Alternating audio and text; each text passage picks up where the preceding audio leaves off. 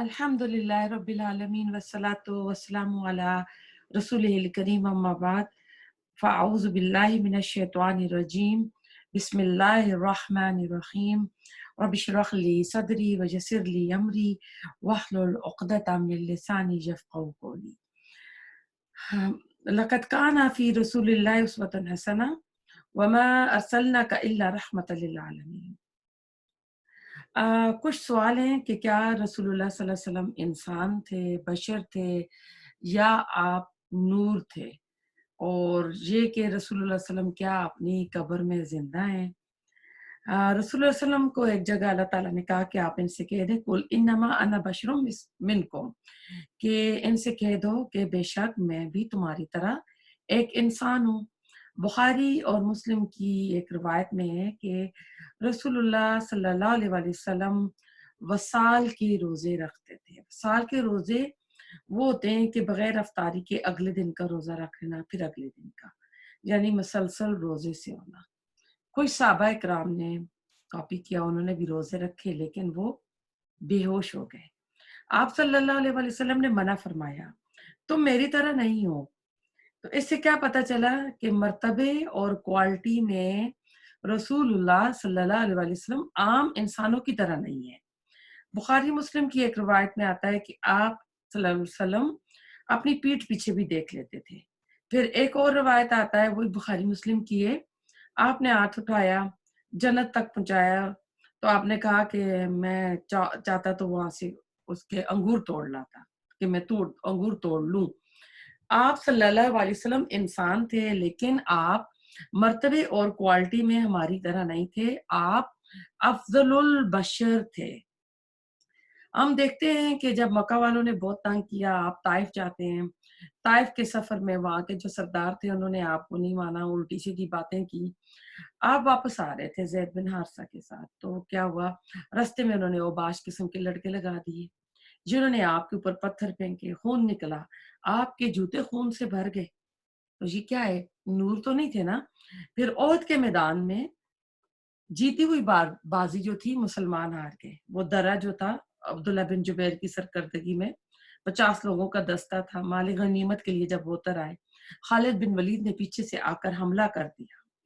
तो क्या हुआ, रसूलुल्लाह सल्लल्लाहु अलैहि वसल्लम जख्मी हुए, आपके दंदाने मुबारक शहीद हुए, आपका खून बह रहा था। तो उसकी ज़रा की कड़ियाँ जो थी आपके खाल जो रुखसार मुबारक पे फँस गई थी। फिर आपका बेटा इब्राहिम फ़ौत हुआ, आपकी आँखों में आँसू आए, आपको सर दर्द हुआ। लश्कर उसामा के वक़्त जब आप उसको भेज रहे थे, आपने सर पर पट्टी बाँधी हुई थी। आप सल्लल्लाहु अलैहि वसल्लम की बेटियों को तलाक हुई। अगर आप नूर थे, तो फिर जो हमने कहा लक़द काना फ़ी रसूलिल्लाहि उस्वतुन हसना, कि रसूलुल्लाह सल्लल्लाहु अलैहि वसल्लम हमारे रोल मॉडल हैं। उनका जो अस्वा हसना है, वो हमारे लिए राह मशअल की तरह है कि हम उसके ऊपर अमल करें।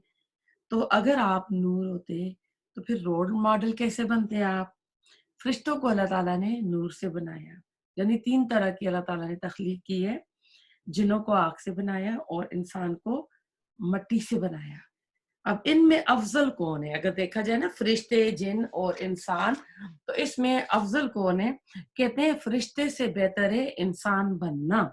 इंसान को अल्लाह ताला ने बग़ैर खलाई लिबास के मिराज की सैर करवाई। सिदरतुल मुंतहा तक अपने हबीब रसूलुल्लाह सल्लल्लाहु अलैहि वसल्लम को अल्लाह सुब्हानहू व तआला ने पहुँचा दिया। तो रसूलुल्लाह सल्लल्लाहु अलैहि वसल्लम की जो फ़ज़ीलत है, वो नूर होने में नहीं है, बल्कि इंसान होने में है।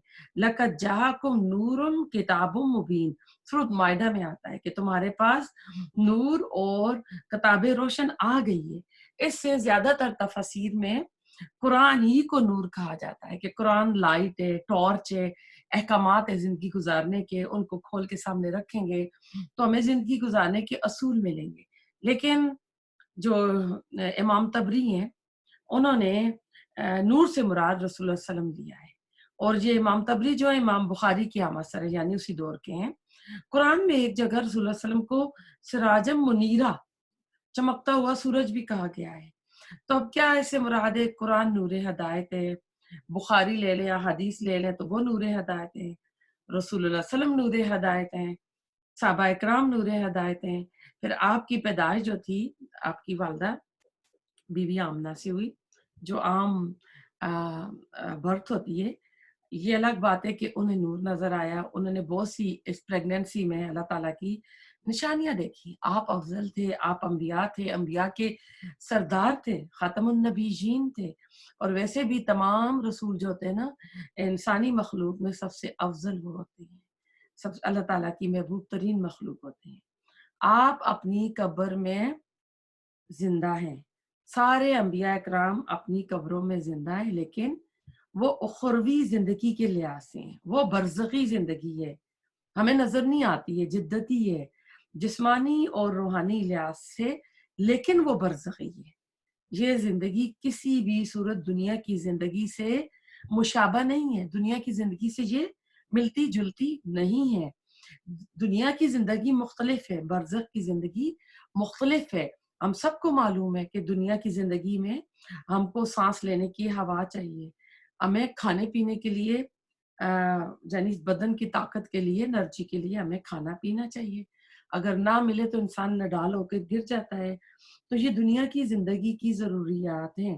اور قرآن ہم دیکھتے ہیں کہ اگر کہتے ہیں کہ اگر آج بھی رسول اللہ علیہ وسلم کی قبر کھودی جائے تو آپ اسی حالت میں لیٹے ہوئے نظر آئیں گے جیسا کہ آپ کو دفن کیا گیا تھا. وہاں برزخی زندگی ہے. اس زندگی کو اس دنیا کی زندگی میں اور آپ آبزرو نہیں کر سکتے، اس لیے اس کے اوپر زیادہ ڈسکشن بھی نہیں کرنی چاہیے، باتیں بھی نہیں کرنی چاہیے. آج آپ غور کریں، ہمارے دائیں بائیں فرشتے موجود ہیں. فرشتے آتے ہیں نا، روز صبح کے فرشتوں کی ڈیوٹی چینج ہوتی ہے، تو وہ رات والے نئے فرشتے آتے ہیں، رات والے چلے جاتے ہیں، عصر اور مغرب کے وقت دوسرے فرشتے آ جاتے ہیں. کیا میں اور آپ ان فرشتوں کو آبزرو کر سکتے ہیں؟ نہیں کر سکتے نا. تو یہ غیب کی چیزیں ہیں. دنیا میں کئی ایسی ویوز ہیں جو مجھے اور آپ کو نظر نہیں آتی. آپ کے گھر میں جو آپ کا نیٹ سسٹم لگا ہوا ہے، جو آپ کا وہ ویوز آپ کے گھر میں پوری پھر رہی ہیں. آپ کے ٹی وی کو وائی فائی چاہیے، آپ کے فون کو چاہیے، تو وہ ویوز کام کر رہی ہیں. لیکن مجھے اور آپ کو وہ ویوز نظر نہیں آتی ہیں. پورا موبائل سسٹم جو ہے اس نیٹ پر کام کر رہا ہے، لیکن ہم کو وہ نظر نہیں آتا.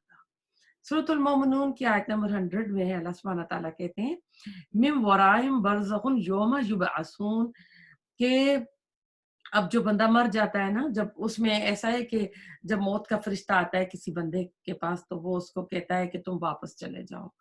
تو وہ فرشتہ کہتا ہے نہیں، کلا، ہرگز نہیں، بلکہ اب تمہارے درمیان اور دنیا والوں کے درمیان ایک برزخ، ایک پردہ ہے.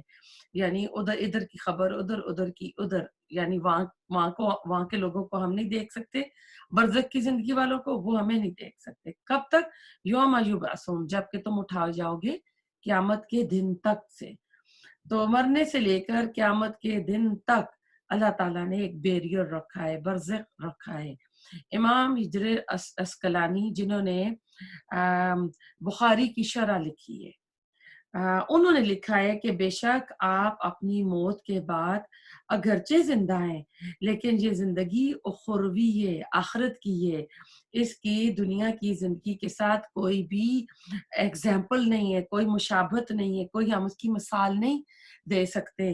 تو سورۃ زمر کی آیت نمبر 30 میں اللہ تعالیٰ کہتے ہیں انک میتون، رسول اللہ علیہ وسلم کو، کہ بے شک آپ کو موت آئے گی، آپ مرنے والے ہیں. وَإِنَّهُمْ مَيِّتُونَ، اور وہ بھی مرنے والے ہیں. یا تو یہ جو رسول اللہ علیہ وسلم کے ٹائم کے مکہ کے سردار تھے، جو بھی تھے اس ٹائم کے جو بھی لوگ ہیں، یعنی وہ بھی مر جائیں گے، آپ بھی. پھر ثُمَّ إِنَّكُمْ يَوْمَ الْقِيَامَةِ عِندَ رَبِّكُمْ تَخْتَصِمُونَ، آیت نمبر 31 میں اللہ کہتے ہیں پھر قیامت کے دن تم اپنے رب کے پاس اس بارے میں جھگڑا کریں گے. یعنی جو بھی اختلاف تھے، مکہ والے کہتے تھے کہ ایسے کس طرح پاسبل ہے کہ مرنے کے بعد اللہ تعالیٰ دوبارہ لوگوں کو زندہ کرے. وہ سورۃ یاسین میں آپ دیکھتے ہیں ابو جہل پرانی ہڈیاں بسیدھی قبر کے لیے آیا تھا اور کہتا تھا اے محمد صلی اللہ علیہ وسلم، یہ کس طرح ممکن ہے کہ اللہ ان کو زندہ کرے گا. تو وہ جو بھی ان کے آپس میں اختلاف تھے، اس دن اس کے پھر اللہ سبحانہ تعالیٰ فیصلے کر دے گا. تو اللہ تعالیٰ ہمیں عمل کی توفیق دے. ربنا تقبل منا انک انت السمیع العلیم تب علینا انک انت التواب الرحیم. سبحانک اللہم وبحمدک نشہد ان لا الہ الا انت نستغفرک ونتوب الیک. السلام علیکم ورحمۃ اللہ.